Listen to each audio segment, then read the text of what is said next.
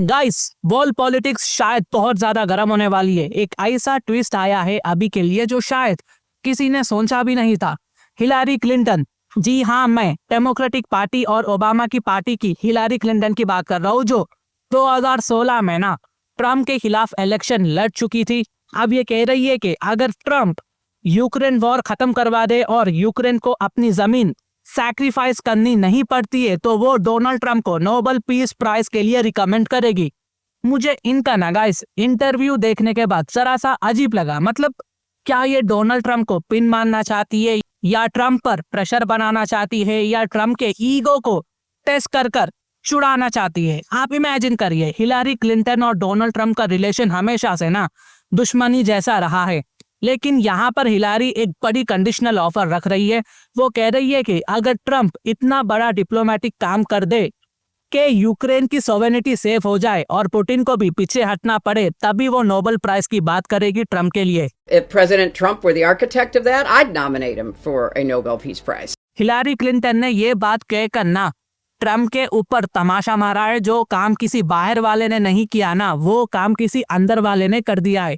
आप इमेजिन करिए, Donald Trump various foreign देशों के साथ कितना प्रेशर बढ़ा रहे हैं कि वो उनको नोबेल प्राइज के लिए रिकमेंड करे। वही एक अंदर वाला आदमी उनका ही गेम पूरा बिगाड़ रहा है।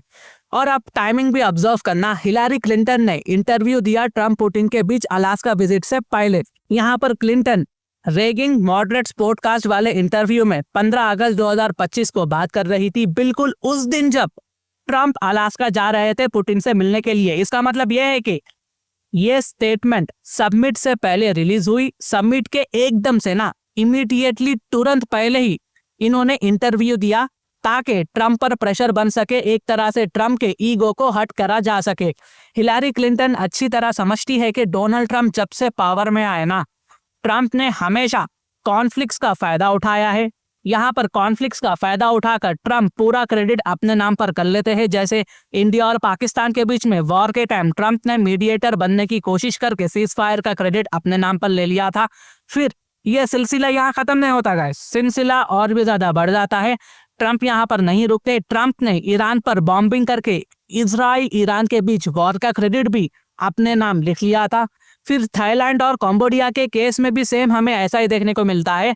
ट्रम्प ने अपनी एक स्ट्रैटेजी अपनाई। यहाँ पर ट्रम्प ने थाईलैंड को F-16 फाइटर जेट्स के जरिए कंबोडिया पर स्ट्राइक्स करने का ग्रीन सिग्नल दे दिया था, यानी परमिशन दिया था। और जब दोनों देश वॉर होने के बाद सीज फायर करते हैं तो खुद ट्रम्प बीच में आकर मीडिएटर बन जाते हैं और पूरा सीज फायर का क्रेडिट अपने नाम पर ले लेते हैं। फिर यहाँ पर आर्मेनिया और अजरबैजान के केस में भी हमें यह देखने को मिलता है। ट्रम्प ने अपना सो कॉल्ड ट्रम्प कॉरिडोर बनाया, जिसमें सीज फायर तो हुआ, लेकिन उस कॉरिडोर के पीछे ना ट्रम्प का खुद का यहाँ पर पर्सनल इंटरेस्ट था। दरअसल ट्रम्प की चाल ये थी कि ट्रम्प कॉरिडोर के बहाने आर्मेनिया में ईरान और रशिया के पास एक यूएस मिलिट्री बेस एस्टैब्लिश किया जाए, ताकि यहाँ पर ट्रम्प कॉरिडोर के नाम से ग्लोबल लेवल पर ट्रम्प का नाम हो। लेकिन गाइस, जब बात रशिया यूक्रेन पीस टॉक्स की आती है ना, व्लादिमीर पुतिन ट्रम्प दोनों अलास्का में मिलते हैं, लेकिन डोनाल्ड ट्रम्प व्लादिमीर पुतिन को चकमा नहीं दे पाए। इस बार पुतिन ने ही इनको चकमा दे दिया। डोनाल्ड ट्रम्प अपना चूरन पुतिन को नहीं खिला सके और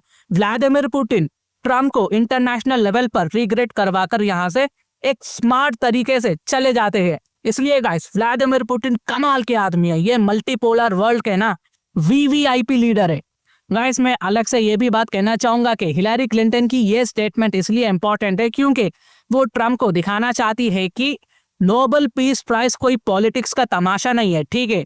इसलिए असली शांति और जस्टिस चाहिए ताकि इसको नोबेल प्राइज मिल सके। और अगर ट्रम्प ये रशिया यूक्रेन वॉर करवा देते हैं तो वो लिटरली दुनिया का सबसे बड़ा डिप्लोमेटिक मास्टर स्ट्रोक करेंगे। लेकिन वो अलग बात है कि पुतिन ट्रम्प के जाल में नहीं फंसे और बच गए। लेकिन एनीवे दोस्तों, कुछ हो या ना हो, इंडिया पर प्रेशर बढ़ने वाला है, टैरिफ बढ़ने वाला है, क्योंकि यहाँ पर ट्रम्प पुतिन को टारगेट करने के लिए इंडिया को घेरे में ले सकते हैं। तो ये कुछ अपडेट्स थी जो मैंने आप तक लाया है।